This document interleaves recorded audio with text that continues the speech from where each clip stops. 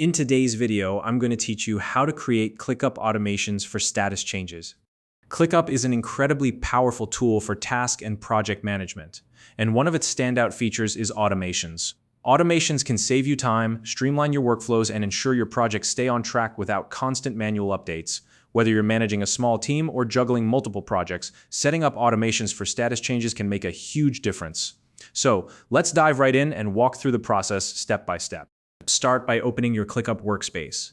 Once you're in, navigate to the specific list, folder, or space where you want your automation to apply. This is important because automations are tied to the location you set them in, so make sure you're in the right spot before moving forward. Next, you'll want to access the Automations panel to do this. Either click the Automate button or look for the lightning bolt icon in the top right corner of your screen. Clicking on that will open up the panel where all the automation magic happens. From there, you'll see an option to add a new automation. Go ahead and click on that.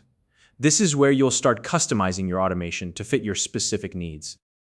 Now it's time to select a trigger, and for this tutorial, we'll be focusing on status changes.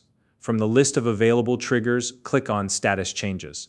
This option allows you to automate actions based on when a task's status updates. Once you've chosen status changes, you'll need to specify the exact type of status change you want to track. For example, you can choose when status changes or when status changes from any to any. Pick the one that best fits the workflow you're designing. After that, it's time to define the details of your trigger. This means specifying the exact status transition you want the automation to monitor. For instance, you could set it to trigger when status changes from active to closed. Tailoring this step ensures your automation activates at the right moment. To make your rule even more precise, you can add optional conditions.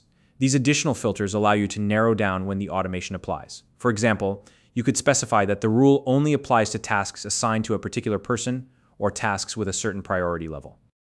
Now let's define the actions.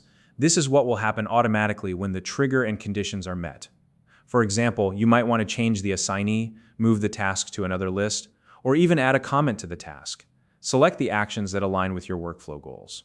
Before finalizing the automation, take a moment to review everything.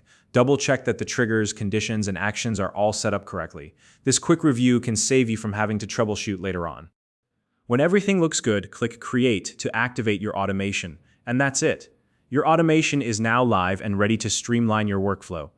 If you're new to ClickUp, you can use the link in the description to create an account and start exploring its powerful features. If you found this video helpful, please like and subscribe.